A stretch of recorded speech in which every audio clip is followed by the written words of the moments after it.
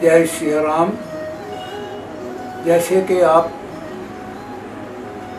भली भांति जानते हैं कि जम्मू यात्री भवन ट्रस्ट कई वर्षों से हरिद्वार में निरंतर तौर के ऊपर सनातन के लिए सेवा में यहाँ सेवारत है। भगवान की कृपा से पिछले कुछ दिन पहले बीसी रोड के ऊपर पंचमुखी हनुमान जी मंदिर की स्थापना कर करके जम्मू की जनता के सहयोग से और जम्मू के लोगों के लिए, वैष्णो देवी से आने वाले यात्रियों के लिए, जाने वाले यात्रियों के लिए एवं बस स्टैंड के ऊपर जितने भी लोग आगे पीछे दूसरी स्टेटों में जाने के लिए,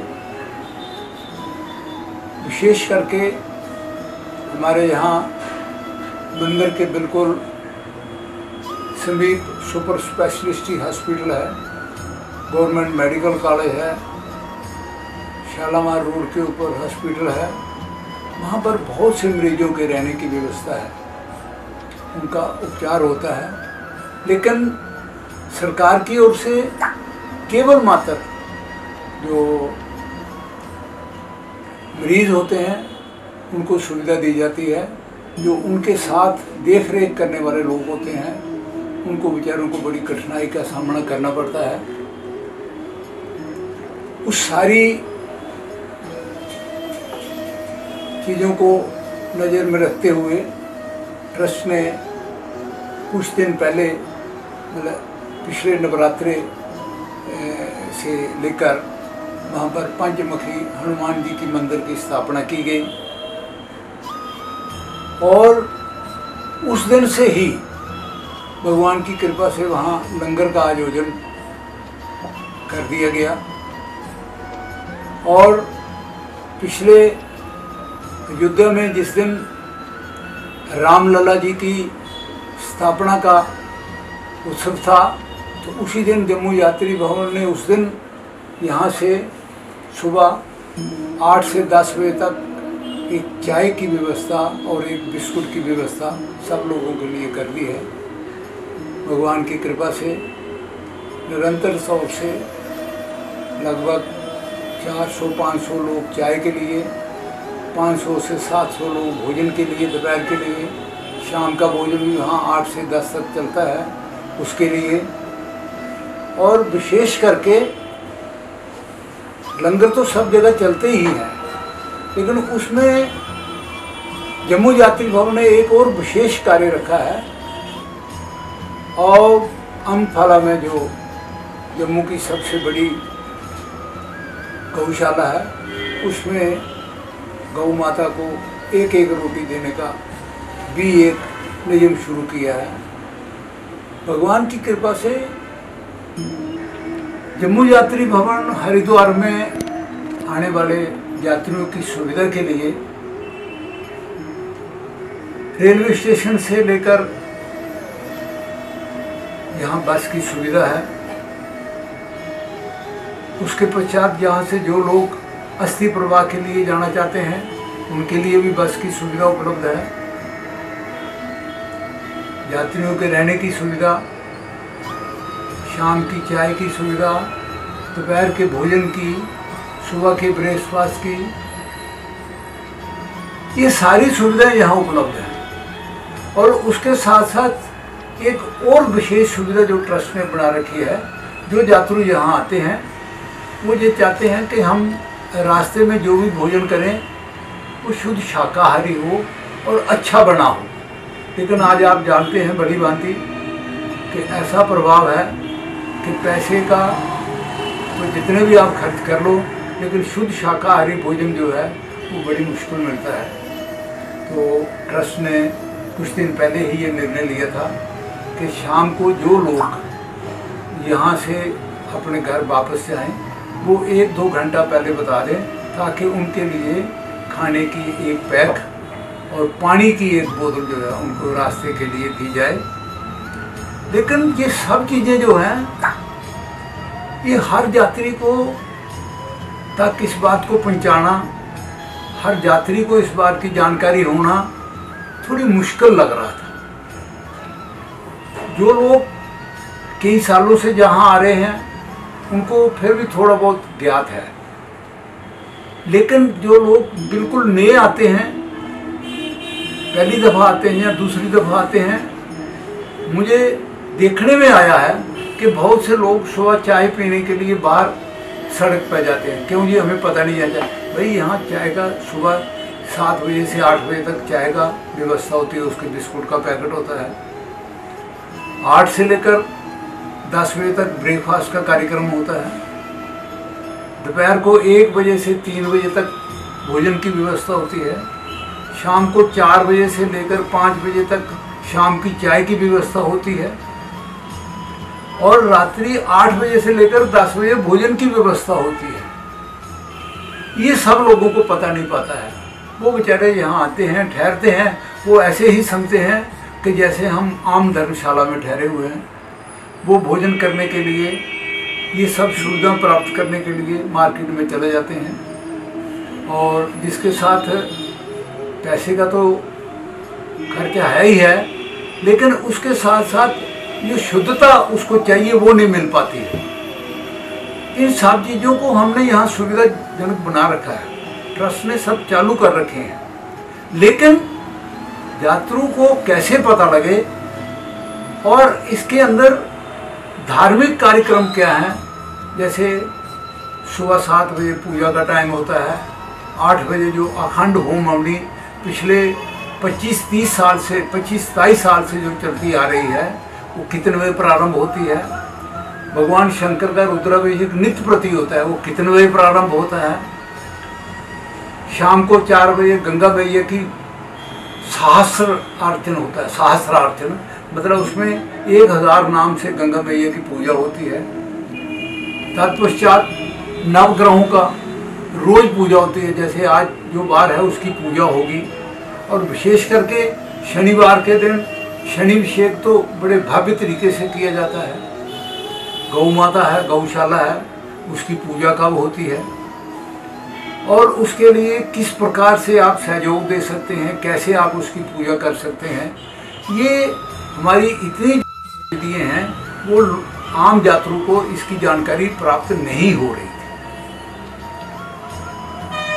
हमने बड़ी कोशिश की पॉम्फलेट से उनको भी इसके लिए अवगत करवाया जाए, या हमारे जो PRO ऑफिस में बैठे हुए हैं वो भी लोग इस बात को उनको जानकारी दें, रिसेप्शन पर जो लोग बैठे हैं वो भी जानकारी दें। लेकिन सब कुछ करने के बाद भी हमने सोचा ये इतना संभव नहीं है सब लोगों को इसके बारे में जानकारी होना। तो फिर ट्रस्ट ने एक निर्णय लिया है कि ये मंदिर के ऊपर, मंदिर के धर्मशाला के प्रांगण में एक बड़ा LCD पैनल जो 10 फुट बाई 12 फुट का साइज है, काफ़ी बड़ा साइज है, उसको यहाँ आज इसका शुभारंभ किया जा रहा है। और ये बड़ा विशेष दिन है आज का। भगवान कृष्ण जी के 5260वें जन्मोत्सव भी है, और ये यज्ञशाला जो मंदिर के प्रांगण, मंदिर के साथ में सटी हुई है, इसका 27 वर्ष पहले इसका जो यहाँ पर होम अग्नि की स्थापना की गई थी, उसमें डॉक्टर द्वारकानाथ जी शास्त्री गांधीनगर वाले, जम्मू से मूर्ला जी शास्त्री और बहुत से विद्वानों के परामर्श से, उनके मार्गदर्शन से, और बड़ा सौभाग्य ये प्राप्त हुआ कि मुझे ही इस होम अग्नि की स्थापना करने का ट्रस्ट ने निश्चित किया। मैं और मेरी धर्मपत्नी ने आज से 27 वर्ष पहले लगभग इसकी स्थापना की थी। बड़ी भगवान की कृपा है, कितने संकट आए, हरिद्वार में पानी भी आया, कोरोना भी आया, बहुत सी किस्म की दुर्घटनाएं हुई, लेकिन भगवान की इतनी अपार कृपा है कि अखंड होम अग्नि बिल्कुल निरंतर तौर के ऊपर चलती आ रही है। यहाँ पर आज भी 8 बजे से लेकर 9 बजे तक रोज विधि विधान से जो निश्चित किया है उसकी पूजा होती है। एक गीता का श्लोक पढ़ा जाता है और यज्ञ नारायण को जो यहाँ पर 27 वर्षों से स्थापित किया है उसकी विधि विधान से पूजा की जाती है, फिर प्रसाद वितरण होता है। ये सारा दानी लोगों के सहयोग से। ये नहीं है कि आज आप आए तो हवन में बैठो तो इतने पैसे दो, ना, आपने सहयोग देना है तो बहुत अच्छी बात है, भगवान की आप पर कृपा है। नहीं भी तो आप हवन में आइए। हमारी सुबह रोज अनाउंसमेंट होती है कि हवन इतने बजे प्रारंभ होने वाला, आप आइए।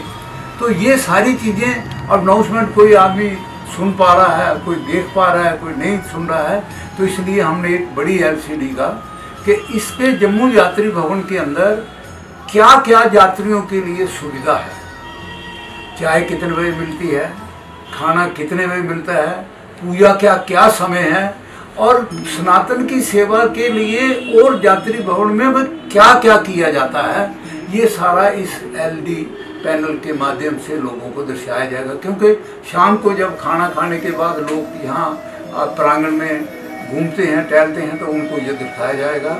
और उसके साथ साथ विशेष करके ट्रस्ट ने ये निर्णय लिया है कि जिन लोगों के सहयोग से ये सब कुछ संभव हुआ है उनका भी यहाँ पर थोड़ी सी सूची जो है वो भी आ जाए, ताकि किसी भी दानी को ये उसको मन में विचार ना आए कि मैंने सहयोग दिया था तो मेरा सहयोग इस्तेमाल में आया है कि नहीं आया। इस पारदर्शिता को लाने के लिए, स्पष्टीकरण को दिखाने के लिए उनका भी यहाँ दानी लोगों का भी जो है वो सारा विवरण जो है वो दिखाया जाएगा। किस किस आदमी ने क्या क्या यहाँ जम्मू यात्री भवन में रोज के जो दानी हैं, जैसे आज आप कोई सहयोग देंगे तो दूसरे दिन आपका यहाँ नाम आ जाएगा कि आज कल फलाने आदमी ने ये जो जम्मू यात्री। ऐसा नहीं है कि हमें किसी यात्री के प्रेशर से हम कर रहे हैं। हमारा उद्देश्य ये है कि उसको ये पता लगना चाहिए कि मेरा सहयोग जो है वो किसी ना किसी तरीके से संस्था के पास लिखा पढ़ी में आया है और जिसके माध्यम से ये हमको दर्शाया जा रहा है। इसके साथ उसको स्पष्टीकरण भी होगा और दूसरे लोगों को प्रेरणा का स्रोत बनेगा। इस माध्यम से आज भगवान की कृपा से ठाकुर जी के जन्मदिन के ऊपर अखंड होम अग्नि की स्थापना के दिवस के ऊपर जम्मू यात्री भवन ट्रस्ट आपको ये एक LCD पैनल लगा के दे रहा है, जिसके साथ आपको यात्रियों के लिए सुविधा और सनातन के लिए इस जम्मू यात्री भवन में क्या क्या हो रहा है उसकी जानकारी देने के लिए ये विशेष कार्यक्रम किया गया है। मैं ये समझता हूँ कि भगवान की कृपा से ये जो ट्रस्ट ने जिस मंशा से इसको लगाया है उसका यात्रियों को पूरा लाभ मिले।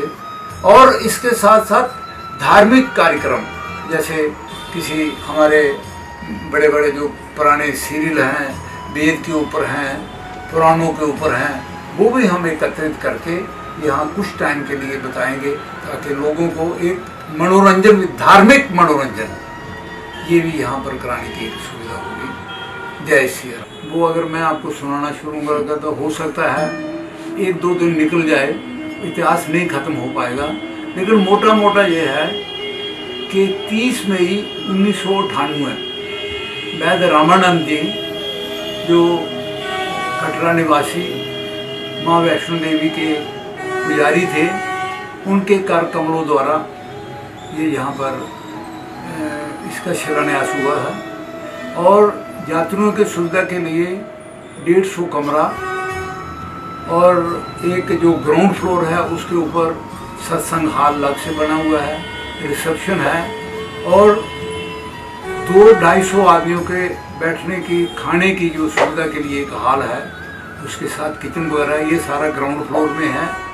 और अगर ये ग्राउंड फ्लोर में कमरे होते तो 180 कमरे होते, लेकिन हमने 150 ही रखे हैं। उसके नीचे 30 कमरे की जो अकोमोडेशन है वो एक पहलवान जी का हॉल है जिसमें लोग यात्रु आते हैं, वहाँ बेड लगे हुए उसमें विश्राम करते हैं, AC हॉल है, रिसेप्शन है और उसके बाद मीटिंग हॉल है, ट्रस्टी रूम है, किचन है, उसके लिए स्टोर है, ये सारी सुविधा उसमें है। और इसके बजाय मंदिर का जो निर्माण पिछले कुछ वर्ष पहले किया था वो इससे अलग है। उसमें 3 ताल का मंदिर बन चुका है। एक ताल के ऊपर भगवान जी विराजमान हो चुके हैं। अब दूसरे ताल के ऊपर और तीसरे ताल के ऊपर मूर्तियों की स्थापना करनी है। जब प्रभु प्रेरणा होगी तो वो भी हो जाएगी। उसके साथ में नवग्रह मंदिर है जिसमें नवग्रहों देवताओं की स्थापना की गई है, और भगवान शंकर का एक अलग से अच्छा, जिसमें 25-30 लोग बैठ के रुद्राभिषेक कर सकते हैं। यज्ञशाला है जिसकी आज 27वीं वर्षगांठ है, वो उसमें कम से कम भी 25-30 लोग बैठ के आराम से हवन कर सकते हैं। वहाँ विशेष करके जो अष्ट धातु की मूर्ति है वो बसोली के हमारे एक परम प्रिय दानी हैं, रघुराज जी उनका नाम है। उन्होंने यहाँ पर अष्ट धातु की मूर्ति, बहुत बड़ी अष्ट धातु की मूर्ति है, ये यहाँ स्थापित है। और उसके साथ साथ एक गौशाला का भी निर्माण किया गया है जिसमें इस वक्त 4 या 5 गाय हमारे पास रहती हैं, लेकिन नित्य भविष्य में हमारा विचार है कि गौ माता की भी संख्या बढ़ाई जाएगी। लेकिन आज भी भगवान की कृपा से अपने आश्रम में पूजा पाठ के लिए जो भी दूध घी लगता है वो सब अपनी गौशाला की ही उपलब्धि रहती है। भोजन इसके भवन के अंदर एक कैंटीन का भी निर्माण कर रखा है कि अगर किसी टाइम किसी आदमी को कोई ऐसी आवश्यकता पड़ जाती है जो आप उसको सुविधा नहीं दे रहे हैं तो वहाँ से वो भी प्राप्त कर सकता है। ये यहाँ पर सुविधा है। अभी हम ये गाड़ी जो है वो स्टेशन से लोगों को लेने के लिए और छोड़ने के लिए तो पुरानी है। अब कुछ दिनों के बाद हमें 1-2 दानी सज्जनों का सहयोग आने वाला है और उन्होंने वायदा कर दिया है कि हम ये जो गाड़ी है ये अभी मतलब पुरानी गाड़ी है, 15 साल हो गए हैं, अब इसका टाइम ख़त्म हो चुका है। अब एसी गाड़ी जो है दानी लोग एक हमें उनका सहयोग आ चुका है, वो कुछ दिनों के बाद यात्रियों की सुविधा के लिए यहाँ से कनखल जाने के लिए, स्टेशन जाने के लिए और स्टेशन से यहाँ लाने के लिए एक एसी गाड़ी की सुविधा भी उपलब्ध हो।